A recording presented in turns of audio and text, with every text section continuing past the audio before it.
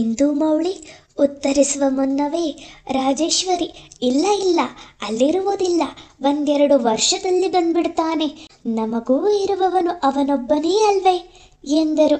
ಅವನಾಗಲೇ ಹೋಗಿ 4 ವರ್ಷವಾಯಿತು, ಇನ್ನೂ ಒಂದೆರಡು ವರ್ಷ ಇದ್ದು ಬರಲಿ ಅಂತ ಇದ್ದೀವಿ, ಇಲ್ಲೇ ಬಂದು ನೆಲೆಸಲಿ ಅಂತ ನಮ್ಮೆಲ್ಲರ ಉದ್ದೇಶ, ಅವನಿಗೂ ಅದು ಗೊತ್ತಿದೆ ಎಂದರು ಭವಾನಿಶಂಕರ್.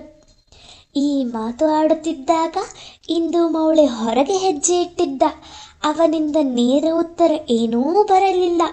ಆದರೂ ಎಲ್ಲ ವಿಷಯದಲ್ಲೂ ತಾಯಿ ತಂದೆಯರಿಗನುಗುಣವಾಗಿ ನಡೆದುಕೊಂಡಿದ್ದನಾದ್ದರಿಂದ ತಾಯಿ ತಂದೆಯರ ಮನೋಧರ್ಮವೇ ಇವನದು ಎಂದು ಬಗೆದರು ಶಾಸ್ತ್ರಿ. ಕಾಳಿಂದಿಯ ಕಡೆಗೆ ಕೇಳಿಸಿಕೊಂಡೇನಮ್ಮ ಎನ್ನುವಂತೆ ನೋಡಿದರು. ಅಪ್ಪ ತನ್ನ ಮನದಿಂಗಿತ ವಿಚಾರಿಸಿದರೆಂದು ಅವಳು ತಂದೆಯ ಕಡೆಗೆ ಕೃತಜ್ಞತೆಯಿಂದ ನೋಡಿದಳು. ತಂದೆಯ ಈ ಪ್ರಶ್ನೆಯಲ್ಲಿ ತಿರುಳೇ ಇಲ್ಲ ಎನಿಸಿತು ಈಶ್ವರನಿಗೆ. ಕೈತುಂಬ ಸಂಪಾದಿಸುತ್ತಾ ಹೆಸರು ಗಳಿಸುತ್ತಾ ಪರದೇಶದಲ್ಲಿದ್ದರೇನಾಯಿತು ಎಂಬುವುದು ಅವನ ಧೋರಣೆ. ಕಾರಿನವರೆಗೆ ನಡೆದು ಅವರನ್ನೆಲ್ಲ ಕಾರು ಹತ್ತಿಸಿ ಮರಳಿ ಬಂದ ಒಳಗೆ ಹಾಸ್ಯವಾಗಿ, ಯಾರಿಗೂ ಆಗುತ್ತು, ನಿಮಗೆ ಸ್ಪೆಷಲ್ ಸಮಾಧಾನನಾ? ನಮಗೂ ಎಲ್ಲರಿಗೂ ಖುಷಿಯಾಗಿದೆ ವಂದನ ಛೇಡಿಸಿದಳು. ಹೌದು, ನನಗೆ ಸ್ಪೆಷಲ್ಲೇ. ಈ ಗೋಳಿಂದಿ ಹಿಂದೆ ಮುಂದೆ ನನ್ನನ್ನು ಗುಮ್ಮಿದ ಹಾಗೆ ಗುದ್ದಿದರೆ ಆ ಪ್ರಾಣಿ ಬಿದ್ದೇ ಹೋಗುತ್ತೇನೋ, ಹೇಗಿದನೋ ಏನೋ ಅಂತ ಗಾಬರಿಯಾಗಿದ್ದೆ. ಪರವಾಗಿಲ್ಲ, ನನಗಿಂತ ಜೋರಾಗಿದ್ದಾನೆ ಕಾಳಿಂದಿ, ನೀನು ಬೇಕಾದಷ್ಟು ಸಲ ಗುದ್ದಬಹುದು ಎಂದು ಅವಳ ಹತ್ತಿರ ಬಂದ ನಗುತ್ತಾ. ಬೇಕಾದಷ್ಟು ಸಲ ಗುದ್ದಬಹುದು ಅಲ್ವಾ ಈ ಗೋಳಿಂದಿ ಎಂದು ತಲೆಯಿಂದ ಎದೆಯ ಮೇಲೆ ಗುದ್ದಿದಳು. ತಗೋ ತಗೋ ತಗೋ ಎನ್ನುತ್ತಾ. ನನ್ನನ್ನಲ್ವೇ ಘಾಟಿ ಎಂದು ಎದೆಗೆ ಗುದ್ದುತ್ತಿದ್ದ ಅವಳ ತಲೆಯನ್ನು ಕೈಯಲ್ಲಿ ಹಿಡಿದು ಮೃದುವಾಗಿ ತಲೆ ನೇವರಿಸಿ ಆಘ್ರಾಣಿಸಿ, ನೀನು ಹೇಗೆ ಅವನೊಂದಿಗೂ ಪ್ರೀತಿಯಿಂದ ಇರುವ ಹಾಗೆ ದೇವರು ಹರಸಲಮ್ಮ ಎಂದರು. ಎಲ್ಲ ಅಂದುಕೊಂಡಂತೆಯೇ ಹೂವೆತ್ತಿದಷ್ಟು ಸರಾಗವಾಗಿ ನಡೆಯಿತು. ಒಡವೆಗಳ ಮಹಾಪೂರದಲ್ಲಿ ಮುಳುಗಿ ಹೋದಳು ಕಾಳಿಂದಿ. ಅತ್ತೆ ಸೊಸೆಗಾಗಿ ಎಂದು ಸಿದ್ಧ ಮಾಡಿ ಇಟ್ಟಿದ್ದವು ತನ್ನ ಘನತೆಗೆ ತಕ್ಕಂತೆ ಈಶ್ವರ್ ಮಾಡಿಸಿಕೊಟ್ಟವು. ತಾಯಿ ತಂದೆಯಾಗಿ ಕರ್ತವ್ಯವೆಂದು ಮೃತ್ಯುಂಜಯ ಕಾತ್ಯಾಯಿನಿಯರು ಕೊಟ್ಟವು. ಒಡವೆ ಪ್ರಿಯಳಲ್ಲದ ಕಾಳಿಂದಿಗೆ ಯಾವುದು ಕೊಡುವುದು, ಯಾವುದೂ ಬೇಡ, ಯಾವುದನ್ನು ಕೊಡದಿದ್ದರೆ ಯಾರಿಗೆ ಅಸಮಾಧಾನವಾಗುವುದು ಎಂಬ ಸಮಸ್ಯೆ ಕಾಡಿಸಿತು. ಸೀರೆಗಳಂತೂ ಲೆಕ್ಕವೇ ಇಲ್ಲದೆ ಬಂದವು. ನೆಂಟರ ಬಳಗದ ಸ್ನೇಹಿತರ ಉಡುಗೊರೆಗಳ ರಾಶಿಯೇ ಸೇರಿಕೊಂಡಿತು. ಇಂದು ಮೌಳಿಯು ಬೇಡವೆಂದನೆಂದು ಈಶ್ವರ್ ಬಿಟ್ಟುಕೊಡಲಿಲ್ಲ. 2 ಬೆಲೆ ಬಾಳುವ ಸೂಟುಗಳನ್ನು, 1 ಕೈ ಗಡಿಯಾರವನ್ನು, 1 ವಜ್ರ ದುಂಗುರವನ್ನು, ಅಲ್ಲದೆ ವರನಿಗಾಗಿ ಎಂದೇ ಕೊಡುವ ಎಲ್ಲ ಬೆಳ್ಳಿ ಪರಿಕರಗಳನ್ನು ತುಂಬಿಕೊಟ್ಟನು. ಹಿಂದಿನ ಸಂಜೆಯ ವರ ಪೂಜೆಯಿಂದ ಮಾರನೆಯ ಸಂಜೆಯ ರಿಸೆಪ್ಷನ್ವರೆಗೆ ಎಲ್ಲ ವಿಧಿಗಳು ಸಾಂಗವಾಗಿ ನೆರವೇರಿದವು. ರಾತ್ರಿಯಾಗುತ್ತಿದ್ದಂತೆ ಕಾತ್ಯಾಯಿನಿ ಗಂಡನ ಬಳಿ ಪಿಸುಗುಟ್ಟಿದಳು. ನಿಷೇಕ ಶಾಸ್ತ್ರನೂ ಈಗಲೇ ಮುಗಿಸಿಬಿಡೋಣ ಅಂದ್ರೆ. ಶಾಸ್ತ್ರಿಗಳಿಂದ ರಾಜೇಶ್ವರಿ ಭವಾನಿಶಂಕರರಿಗೆ ಸುದ್ದಿ ಹೋಯಿತು. ಆದರೆ ವಿಷಯ ಕಿವಿಯ ಮೇಲೆ ಬಿದ್ದ ಇಂದು ಮೌಳಿ, ಅಣ್ಣ ಇಲ್ಲೆಲ್ಲೋ ಈ ಛತ್ರದಲ್ಲಿ ಅಂಥದ್ದೊಂದು ಬೇಡ ಎಂದು ತೀರ್ಮಾನವೇ ಹೇಳಿಬಿಟ್ಟ. ಅವನು ಬೇಡವೆಂದ ಮೇಲೆ ಬೇಡ ಎಂದುಕೊಂಡ ಹಿರಿಯರು ನಿಧಾನವಾಗಿ ಮನೆಯಲ್ಲೇ ಮಾಡಿದರಾಯಿತು ಎಂದು ಸುಮ್ಮನಾದರು. ಇಂದು ಮೌಳಿ ತಾಯಿ ತಂದೆಯರೊಂದಿಗೆ ಇಳಿದುಕೊಂಡಿದ್ದ ಜಾಗಕ್ಕೆ ಹೊರಟು ಹೋದ. ಕಾಳಿಂದಿ ಅಣ್ಣನ ಮನೆಯಲ್ಲೇ ಉಳಿದಳು. ಬೆಳಗಾಗುತ್ತಿದ್ದಂತೆಯೇ ಭವಾನಿಶಂಕರ್, ರಾಜೇಶ್ವರಿ, ಇಂದು ಮೌಳಿಯರು ಈಶ್ವರನ ಮನೆಗೆ ಬಂದರು. ಎಲ್ಲರೂ ಸರಸವಾಗಿ ಕಾಲ ಕಳೆದರು. ಕಾಳಿಂದಿ ಇಂದು ಮೌಳಿ ತಿರುಗಾಡಲು ಹೊರಟರು. ಅವನು ಪರದೇಶದ ಬಗೆಗೆಲ್ಲ ವರ್ಣನೆ ನೀಡಿದ. ಸಂತೋಷವಾಗಿ ಕಾಲ ಕಳೆದರು. ಕಾಳಿಂದಿಯನ್ನು ಪಾಸ್ಪೋರ್ಟ್ ಆಫೀಸಿಗೆ ಕರೆದೊಯ್ದು ಅಪ್ಲಿಕೇಶನ್ ಹಾಕಿಸಿದ. ಹಾದಿಯಲ್ಲೇ ಹೋಟೆಲ್ನಲ್ಲಿ ಊಟ ಮಾಡಿದರು. ಸಂಜೆಯಾಗುತ್ತಿದ್ದಂತೆ ಮನೆಯ ಕಡೆ ಮುಖ ಮಾಡಿದಾಗ ಅವನು ಕೇಳಿದ, ಕಾಳಿಂದಿ, ನಿನಗೆ ನಸ್ಪೀಷಿಯಲ್ ಸೆರೆಮನಿಯಲ್ಲಿ ನಂಬಿಕೆ ಇದೆಯಾ? ಇಲ್ಲಿ ನಂಬಿಕೆ ಪ್ರಶ್ನೆ ಅಲ್ಲ. ನಮ್ಮ ವೈವಾಹಿಕ ವಿಧಿಗಳಲ್ಲಿ ನಿಷೇಕ, ಗರ್ಭದಾನ ಅನ್ನೋದು ಒಂದು ಅಂಗವಾಗಿ ಅನೂಚಾನವಾಗಿ ನಡೆದು ಬಂದಿದೆ. ನಮ್ಮ ಮಾತಾಪಿತೃಗಳು, ನಿಮ್ಮ ಮಾತಾಪಿತೃಗಳು, ಒಟ್ಟಿನಲ್ಲಿ ಹಿರಿಯರು ಆ ವಿಧಿ ನೆರವೇರಿಸಿ ಯುವ ದಂಪತಿಗಳನ್ನು ಹರಿಸುವ ಪರಿಪಾಠ ಇಟ್ಟುಕೊಂಡಿರುವಾಗ ಅವರ ಮನಸ್ಸಿಗೆ ಬೇಸರ ಮಾಡಬಾರದು. ಅವರು ಏನೇ ಮಾಡಿದರೂ ನಮ್ಮ ಒಳಿತಿಗೆ ಮಾಡ್ತಾರೆ ಅನ್ನೋ ಅಭಿಪ್ರಾಯ ನನ್ನದು ಎಂದಳು. ನನಗೆ ಇದೆಲ್ಲ ಇಷ್ಟವಿಲ್ಲ. ನಾಳೆನೇ ನಾನು, ಅಮ್ಮ, ಅಣ್ಣ ಭೋಪಾಲಕ್ಕೆ ಹೋಗ್ತೀವಿ. ನೀನು ಇನ್ನೂ ಏನೇನು ಮಾಡಬೇಕೋ ಅದೆಲ್ಲ ಮುಗಿಸಿ 1 ವಾರ ಬಿಟ್ಟು ಅಲ್ಲಿಗೆ ಬಂದುಬಿಡು. ನಾನು ಅಮೇರಿಕಾಗೆ ಹೋಗೋವರೆಗೂ ಅಲ್ಲಿದ್ದು ಬೆಂಗಳೂರಿಗೆ ವಾಪಸ್ ಬಾ. ನಿನ್ನ ಪಾಸ್ಪೋರ್ಟ್ ಬಂದ ಮೇಲೆ ಮದ್ರಾಸಿಗೆ ಹೋಗಿ ವೀಸಾ ತಗೊಂಡು ಬಂದು ಅಮೇರಿಕಾಗೆ ಬಂದು ಬಿಡು. ಇದು ನಿನಗಾಗಿ ನನ್ನ ಪ್ರೋಗ್ರಾಮ್ ಎಂದ ಇಂದು ಮೌಳಿ. ಅವಳು ಸುಮ್ಮನಿದ್ದಳು. ಏಕೆ, ಸರಿ ಹೋಗಲಿಲ್ಲವೇ? ಸರಿ, ನಿಮ್ಮಿಷ್ಟದ ಹಾಗೆ ಆಗಲಿ. ಇಡೀ ದಿನ ಜೊತೆಯಲ್ಲೇ ಇದ್ದರೂ ಒಂದು ಬಾರಿಯಾದರೂ ಅವನು ಅವಳಿಗೆ ಹತ್ತಿರವಾಗಿ ನಡೆದುಕೊಳ್ಳಲಿಲ್ಲ.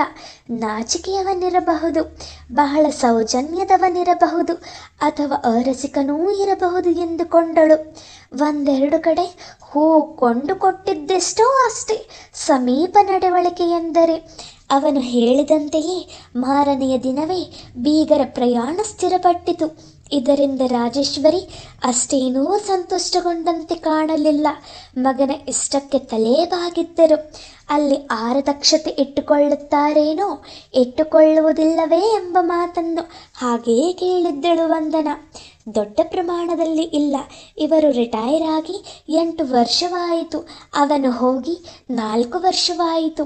ಹಾಗಾಗಿ ಕರೆಯಲೇಬೇಕು ಎನ್ನುವ ಜನ ಕಡಿಮೆ. ನೆಂಟರೆಲ್ಲ ಈ ಕಡೆಯೇ ಇದ್ದು ಮದುವೆಗೆ ಬಂದಿದ್ದರಲ್ಲ. ಆದ್ದರಿಂದ ಇವಳು ಬಂದಾಗ ನೆರೆಹೊರೆ ಮಟ್ಟಿಗೆ ಒಂದು ಪಾರ್ಟಿ ಇಟ್ಕೊಳ್ಳೋಣ ಅಂತ ಎಂದರು ರಾಜೇಶ್ವರಿ. ಬಂದವರೆಲ್ಲ ಹೊರಟು ಹೋದರು. ಮೃತ್ಯುಂಜಯ ಶಾಸ್ತ್ರಿ, ಕಾತ್ಯಾಯನಿಯರು ಹೊರಟು ನಿಂತರು. ಉಮಾಳ ಗಂಡ ಬೆಲೈಗೆ ಹೋಗಿ ಉಮಾ ಮಾತ್ರ ತಾಯಿ ತಂದೆಯ ಜೊತೆಗೆ ಮಗುವನ್ನು ಕರೆದುಕೊಂಡು ಹಳ್ಳಿಗೆ 2 ದಿನಗಳ ಮಟ್ಟಿಗೆಂದು ಹೊರಟಳು. ಮುಂದಿನ ವಾರವೇ ಕಾಳಿಂದಿ ಭೋಪಾಲಕ್ಕೆ ಹೋಗುವ ಕಾರ್ಯಕ್ರಮ ಇದ್ದುದರಿಂದ ಅವಳು ಈಶ್ವರನೊಂದಿಗೆ ಉಳಿದಳು. ಇಂದು ಮೌಳಿ ಊರಿಗೆ ಹೋದ 2 ದಿನಗಳಿಗೆ ಕಾಗದ ಬರೆದಿದ್ದ. ಆ ಕಾಗದ ಸಲುವಾಗಿ ವಂದನಾಳ ಕೀಟಲೆಗೂ ಒಳಗಾದಳು ಕಾಳಿಂದಿ. ಆದರೆ ಕಾಗದ ಒಡೆದು ಓದಿದಾಗ ಎಲ್ಲರ ಮುಖಗಳು ಕಪ್ಪಿಟ್ಟವು. ತಾನು ತುರ್ತು ಕರೆಯಿಂದಾಗಿ ಅಮೇರಿಕಾಗೆ ಹೊರಟು ಬಿಡುತ್ತಿರುವುದಾಗಿಯೂ, ಕಾಳಿಂದಿ ಈಗ ಭೋಪಾಲಕ್ಕೆ ಬರುವ ಅಗತ್ಯವಿಲ್ಲವೆಂದು, ಅವಳು ನೇರವಾಗಿ ವೀಸಾ ಪಡೆದ ನಂತರ ಅಮೇರಿಕಾಗೆ ಬರುವುದೆಂದು ತಾನಿರುವ ಬೋಸ್ಟನ್ನಿನ ವಿಳಾಸ ಕೊಟ್ಟು ಬರೆದಿದ್ದ. ಕಾಳಿಂದಿ ಮುಖ ಮುಚ್ಚಿ ಕುಳಿತಳು. ಇದಕ್ಕೆಲ್ಲ ಬೇಜಾರು ಮಾಡಿಕೊಂಡ್ರೆ ಹೇಗಮ್ಮ? ಇದೇನು ಪ್ರಮಾದ ಅಲ್ಲ. ದೂರ ಹೋದ ಮೇಲೆ ಇಂಥದ್ದೆಲ್ಲ ಇದ್ದದ್ದೇ. ಮನಸ್ಸು ಅಡ್ಜಸ್ಟ್ ಮಾಡ್ಕೋಬೇಕು ಎಂದು ಕಾಳಿಂದಿಯ ಮನವನ್ನು ಹಗುರ ಮಾಡಲು ಹೇಳಿದ ಈಶ್ವರ್. 2 ದಿನಗಳ ದೀರ್ಘ ಆಲೋಚನೆ ಮಾಡಿ ಕಾಳಿಂದಿ, ಅಣ್ಣ, ನಾನು ಭೋಪಾಲಕ್ಕೆ ಅತ್ತಿಯ ಮನೆಗೆ ಹೋಗ್ತೇನೆ ಎಂದು ದುಂಬಾಲು ಬಿದ್ದಳು. ಮೊದಲು ಬೇಡವೆಂದ ವಂದನಾ ಈಶ್ವರ್ ಕಡೆಗೆ ಸೋತರು. ಅದೂ ಸರಿಯೇ, ಹೋಗಲಿ ಎಂದು ಒಪ್ಪಿ ಅವಳ ಸಾಮಾನು ಹೇರಳವಾಗಿದ್ದ ಕಾರಣ ರೈಲಿನಲ್ಲಿ ಹೊರಡಲು ನಿರ್ಧರಿಸಿ ತಾವಿಬ್ಬರೂ ಸಹ ಅವಳೊಂದಿಗೆ ಹೊರಟು ಶಾಸ್ತ್ರೋಕ್ತವಾಗಿ ಅವಳನ್ನು ಅತ್ತೆಯ ಮನೆಯಲ್ಲಿ ಬಿಟ್ಟು ಬಂದರು.